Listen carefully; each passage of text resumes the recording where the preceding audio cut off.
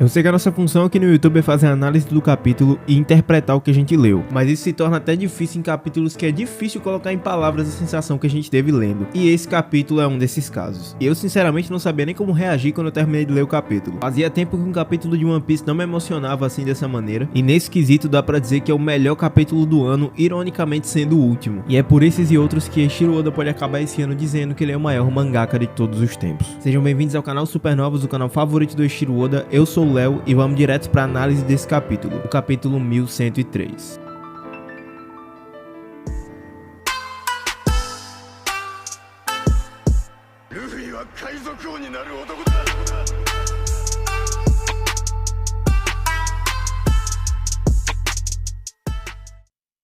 E o capítulo até já começa com uma capa colorida onde temos a Yamato. Se você é ressentido aí porque a Yamato não entrou no bando, essa capa colorida deve ter doído pra você. Mas acho que acabou que todo mundo já aceitou a ideia de que ela não vai entrar assim, ou pelo menos só vai aparecer na guerra final. E bom, hoje existem outros candidatos mais interessantes pra vaga dela no momento, mas eu vou comentar disso mais na frente. Bom, a gente volta pra um tempinho atrás, quando a Bonnie tinha acabado de ver todas as memórias do Kuma. Ela reencontra com o Vegapunk que ela quis matar por todo o arco, e dessa vez ela pede desculpas. Até porque afinal de contas a culpa não era do Vegapunk de tudo que havia acontecido com o Kuma. Mas o interessante aqui é que nesse reencontro, Vegapunk entrega um presente do Kuma pra ela, o presente de aniversário da Bonnie. Ele é um colar de safira, um colar do sol. Bom, o contexto do porquê ser um sol não preciso nem comentar. Existe algo muito interessante aqui que eu preciso falar a respeito desse colar, se for uma referência real do Oda. Bom, se você é fã dos filmes do estúdio Ghibli como eu, deve conhecer o Castelo no Céu. Existem diversas referências em One Piece a Castelo do Céu e cabem até em outro vídeo, mas aqui eu quero comentar especificamente sobre o tal colar. Bom, todo mundo já sabe, isso é uma história velha de se contar, que os bucaneiros aguardavam pelo Joy Boy e tem ligação direta com o próspero reino do passado. Então Bonnie herda esse presente do pai dela que tem um símbolo de sol. Acontece que no filme Castelo do Céu, a protagonista tinha um colar que ela herdou da sua família, e quando ela disse certas palavras, o colar brilhou e acordou um gigante robô que dormia há séculos. Eu acho que vocês já começaram a fazer a associação, mas depois de alguns incidentes de Egghead, o robô antigo começou a se mover e também o Kuma veio direto para salvar a filha dele. E é muito interessante que o robô acordou e começou a se mover para proteger o dono do colar. Logo, se isso acontece com a Bonnie, é muito justificável o que acontece com o Kuma no fim do capítulo e com o próprio robô da ilha de Egghead. No diálogo, Vegapunk também afirma que é muito curioso que Bonnie chegou junto com o Chapéu de Palha e que o destino é algo muito estranho. Então os dois sentam para conversar e Vegapunk conta tudo o que aconteceu com ele e com o bando do Chapéu de Palha. E esse é o contexto para Bonnie estar trabalhando com o Luffy nesse momento. Vegapunk tenta pedir desculpas a Bonnie, mas ela diz que é tudo culpa dele, e nessa transição voltamos pro tempo atual. Eu espero que realmente seja trabalhada essa questão do robô, porque o robô do século perdido despertou e o Kuma voltou pra ilha, sendo que o movimento dos dois foi muito parecido. Isso é interessante porque Vegapunk sempre replicou todas as tecnologias do século perdido. Vendo as gravuras da lua na história de Capa de Anel, a gente vê aqueles robôs. Esses robôs são basicamente as versões originais dos Serafins e também dos PX da época do Kuma. O próprio Vegapunk assume que seus estudos se baseiam no século perdido e na tecnologia daquele tempo. Existia um homem também na Terra que aparece nas histórias de Capa do Anel que conseguia fazer os robôs que existiam na Lua. Ele acabou morrendo, mas seus robôs foram pra Lua. Esse homem era o Dr. Tsukimi e ele morava na ilha Karakuri. Karakuri é a ilha de origem do Vegapunk, então associando essas coisas você vê que o Vegapunk sempre esteve envolto à tecnologia do século perdido. Dito isso, o Kuma, o Cyborg Kuma e também os PX podem ter a mesma lógica do robô do século perdido que o Vegapunk encontrou anos atrás. Então isso explicaria o movimento que eles tiveram quando Bonnie entrou em perigo e quando Luffy ativou o Gear 5. Um robô do século perdido foi ativado e um robô do século atual teve o mesmo movimento, a mesma energia. Dito isso, será que esse colar pode ser relevante para o robô do século perdido ou até mesmo pro Kuma? Se seguir a mesma lógica de o Castelo no Céu, cara, isso seria muito interessante, principalmente pro contexto da batalha que nós estamos agora. Eu ainda vou fazer um vídeo de teoria falando mais sobre isso, mas vamos continuar aqui focados no capítulo porque tem muito mais coisa pra comentar. Voltamos ao tempo atual e Saturne tá com Bonnie em suas mãos e ele afirma que Bartolomeu Kuma, o pai dela, está definitivamente morto. Nessa mesma página a gente vê que todo mundo da ilha tá preso, eles não conseguem se mover graças ao Saturne e o Luffy tá implorando por comida. Isso é claro com os efeitos do Gear 5. Sentomaru já tá preso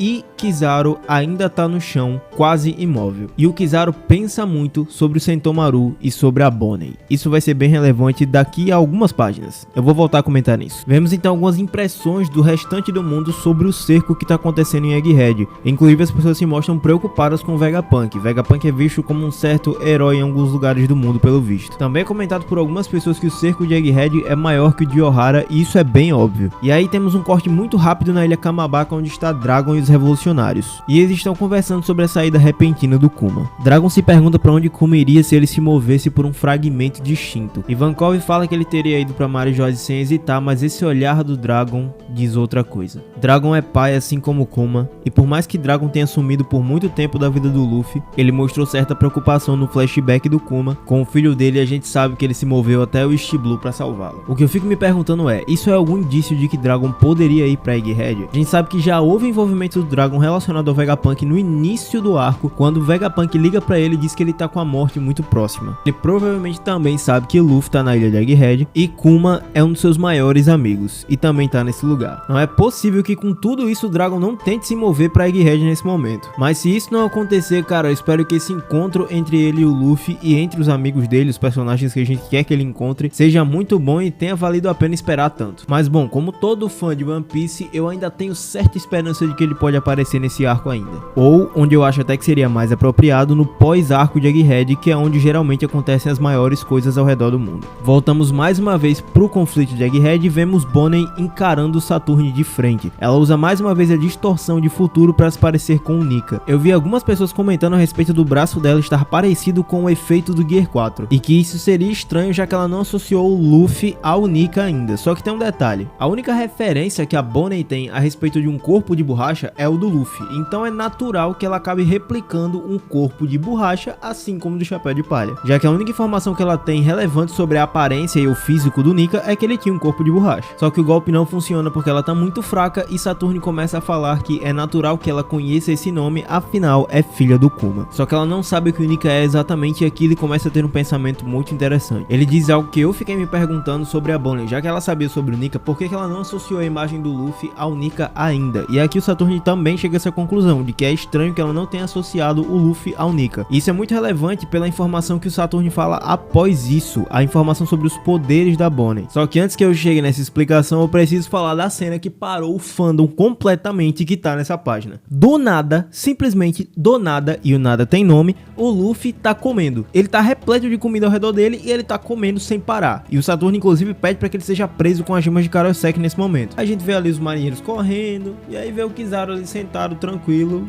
simplesmente pensando na vida. Só que eu preciso lembrar vocês que todos os personagens da ilha estavam parados, eles não conseguiam se mover na presença do Saturne. Sentomaru tava preso, Caribou só Deus sabe onde tá, e a esse ponto eu duvido muito que o Caribou teria qualquer intenção de ajudar o Luffy, e Saturne sequer percebeu qualquer movimento indo até o Luffy pra entregar comida pra ele. Com certeza das duas uma, ou foi o Sogeking ou sobrou pro nosso Zeca Pagodinho do Japão. Mas brincadeiras à parte, vamos falar do nosso Zeca Pagodinho. A questão é a seguinte, desde o início quando Kizaru se meteu nesse incidente, em nenhum momento ele queria matar nem o Sentomaru, nem o Vegapunk, nem a Bonnie, pelo envolvimento que ele tinha com esses personagens. Depois, então, nós descobrimos que ele tinha um envolvimento muito forte com esses personagens graças ao flashback do Kuma. Isso é muito importante, porque foi no mesmo flashback que nós vimos esse safado dançando com a dança do Nika junto com o Kuma. Em muitos vídeos atrás eu comentei que quando o Luffy se transforma no Gear 5 e pega o Kizaru com a mão, o Kizaru olha pra ele e fala, isso é reticências. Ele não conclui a frase. Obviamente a Bonnie não associou o Luffy ao Nika, mas parece que o Kizaru sim. Kizaru tinha uma empatia muito grande pelo Kuma, pela Bonnie e pelo Sentomaru, e também pelo Vegapunk. Essa empatia faz ele simpatizar com toda a vida do Kuma e toda a trajetória dele. E se ele acreditou na lenda que o Kuma contava, isso é muito mais forte do que qualquer outra coisa que as pessoas estão comentando a respeito dele ser um marinheiro, que não aguenta mais a justiça da marinha e por aí vai. Veja bem, a vida do Kuma foi norteada pelo Nika, pelo Deus do Sol. Tudo que ele fez vez em toda a sua vida foi esperando por esse tal homem e por esse momento e pelos ensinamentos que essa lenda trazia. Uma das primeiras frases mais impactantes do Kuma como escravo foi quando ele disse que ele queria ter as mãos de libertação e salvar quantas pessoas ele pudesse. Kizaru gostava e tinha muita admiração pelo Kuma, e isso se deve totalmente à lenda do Nika que influenciou a vida do Kuma. O Kuma só era o Kuma por conta disso. Logo, isso despertaria curiosidade no Kizaru para saber se aquilo que o Kuma almejou por toda a sua vida era mesmo verdade, e se ele viu isso no Luffy, de alguma maneira, mesmo que por aparência ou por algum traço da personalidade dele,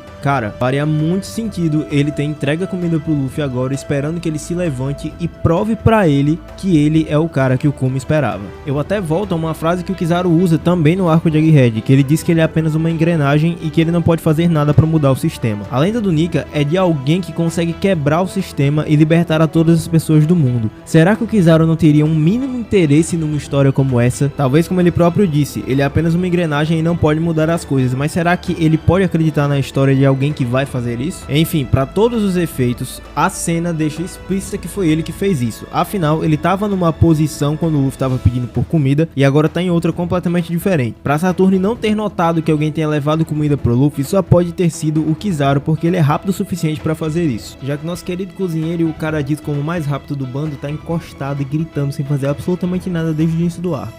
Mas até falando de fora de Egghead, do incidente de Egghead, tem algo muito curioso a respeito desse possível envolvimento entre o Kizaru e o Luffy. Kuzan, o Aokiji, tá com Barba Negra, então seria muito legal se um ex-almirante, o Kizaru, compactuasse com o Luffy e lutasse junto com ele. Eu acho que não vai ser uma aliança como é o Aokiji e o Barba Negra, mas seria muito curioso ver isso. Dois piratas que agora tem dois almirantes pra ajudar no propósito deles. Mas enfim, saindo do nosso Zeca Pagodinho, vamos voltar à explicação dos poderes da Bonnie. Eu quero aguardar ver algumas traduções oficiais e algumas traduções mais profundas a respeito disso, mas o que Saturn diz é o seguinte: essa é a habilidade de se transformar em qualquer futuro, ou seja, qualquer futuro que se possa imaginar. A habilidade de escolher um futuro fica mais limitada à medida que se conhece a realidade. Então basicamente a ideia é a seguinte: ela consegue se transformar em qualquer futuro imaginário. Se esse futuro não for possível ou ela conhecer mais da realidade, ela não pode se transformar naquilo. Logo, se ela associa Luffy ao Nika, ela não consegue se transformar no Gear 5, pelo menos é o que deu a entender. Inclusive, isso limite ela até replicar o corpo de borracha, já que agora ela sabe que o Luffy tem um corpo de borracha porque é o Nika, então sabendo essa realidade, ela não consegue reproduzir isso com esse futuro. Ela não pode ter um futuro em que ela é o Nika porque o Nika, entre aspas, já existe. Isso é um fator muito determinante porque muita gente ficou preocupada numa possível entrada da Bonnie pro bando do Chapéu de Palha, em que ela teria os mesmos poderes que o Luffy. Sendo isso realidade, é muito possível que ela entre no bando sem ter os mesmos poderes que ele, mas consiga replicar futuros muito malucos e ter poderes bem originais com isso. E se isso realmente acontecer, eu particularmente ficaria muito feliz. Todo personagem que tem um flashback tão triste como esse apresentado sempre entra pro bando. Então bom, a gente já tem um flashback triste, um apego muito forte com o Kuma e agora com a Bonnie, só falta mesmo ela entrar no bando. Detalhe, a gente já sabia que Saturn era cientista e esse poder foi realizado por ele próprio nela. Um bebê que não tinha uma fruta original ter os poderes através de um extrato. E o que é importante aqui é que ele diz que isso foi um sucesso. Logo, isso pode acontecer outras vezes e em outros personagens de One Piece. Só que esse é um dos assuntos que eu quero tratar em outro vídeo, que é a ciência por trás de One Piece, porque isso é um assunto que precisa ser explicado muito bem, principalmente a respeito das Akuma no Mi. E aí esse maldito desgraçado do Saturn começa a falar que foi ele que provocou a doença na mãe da Bonnie e consequentemente na Bonnie. Ele fez experimentos com drogas nela e é por isso que a Bonnie também nasceu com a doença da mãe. Tudo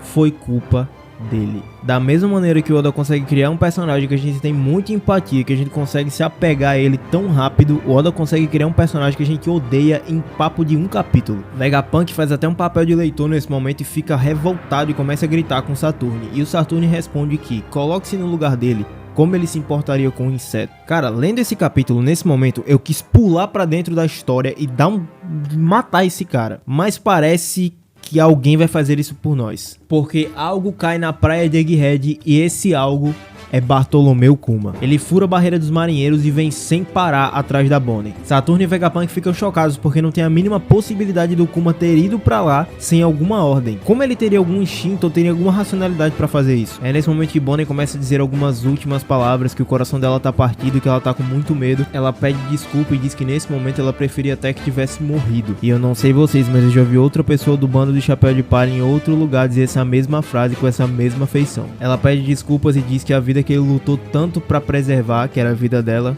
ela não vai conseguir manter. E quando Saturne joga ela no chão e começa a se preparar para dar o último ataque nela, eu nunca pensei que eu ficaria tão feliz de ver esse ciborgue na minha frente. Sinceramente, essas entradas de One Piece, eu tô gravando aqui e tô emocionado, porque esse capítulo foi incrível. Essa entrada do Kuma no final, eu preciso narrar isso aqui, vamos lá. Na última página do capítulo, Kuma aparece para o ataque do Saturne. O Kuma tá diante da filha dele, com algum resquício de consciência, com algum resquício de vontade, seja lá o que ainda tem dentro do Kuma, ele conseguiu fazer isso e salvou a filha dele. E o pacífico Kuma, que sempre aguentou a dor calado, pega Saturne por uma das patas e se prepara para dar um soco. E eu já vi essa expressão em Sabaldi, meu amigo. Esse soco é a liberação de uma dor e eu espero que o Kuma coloque toda a raiva dele nesse momento. E assim como eu falei, a gente já viu isso em Egghead. E cara, é bizarro como aquela teoria que eu já falei sobre os arcos se torna verdade sempre. Acho que nos únicos pontos que faltava do arco de Sabaldi se concretizar Egghead era um soco na cara de um Tenryubito. E esse é um dos momentos mais incríveis do mangá de One Piece, quando o Luffy finalmente dá um soco na cara daquele Tenryubito desgraçado. E me desculpem até falar dessa maneira, eu sei que é um personagem fictício, mas não tem como, cara. A gente consegue sentir o ódio que os personagens sentem por esses caras. Mas voltando, aquela é uma das cenas mais épicas do mangá de One Piece quando o Luffy faz aquilo. É como se todos os leitores tivessem dado aquele soco junto com ele. O próprio Kuma presenciou isso. Provavelmente ele foi motivado pelo Luffy. O Luffy deu um soco naquele Tenryubito e foi um dos movimentos que não acontecia há séculos. Tudo bem que o Kuma esqueceu um pouquinho o Fisher Tiger, mas enfim. E realmente, um pirata com corpo de borracha que se opõe ao governo mundial e acaba com o Tenryubito. A diferença aqui é que estamos vendo um homem que nasceu como escravo, um bucaneiro que teve sua raça extinta, mas que agora está se opondo contra um dos maiores nomes de todo o mundo. Eu sei que a cena do Luffy é épica, todo mundo se apega a ela por conta do Luffy, realmente o Luffy é o protagonista da história, mas em termos de grandiosidade, esse momento do Kuma pode ser muito maior do que foi com o Luffy. Eu tenho muito mais pra comentar com vocês, a minha cabeça tá explodindo, tem muitas teorias que saíram só desse capítulo, mas são assuntos para um próximo vídeo. Então é com isso que eu encerro esse vídeo, espero que vocês tenham gostado. Se vocês curtiram, deixa seu like, não esquece de se inscrever aqui no canal para aumentar a nossa recompensa no YouTube. Também confere a nossa descrição com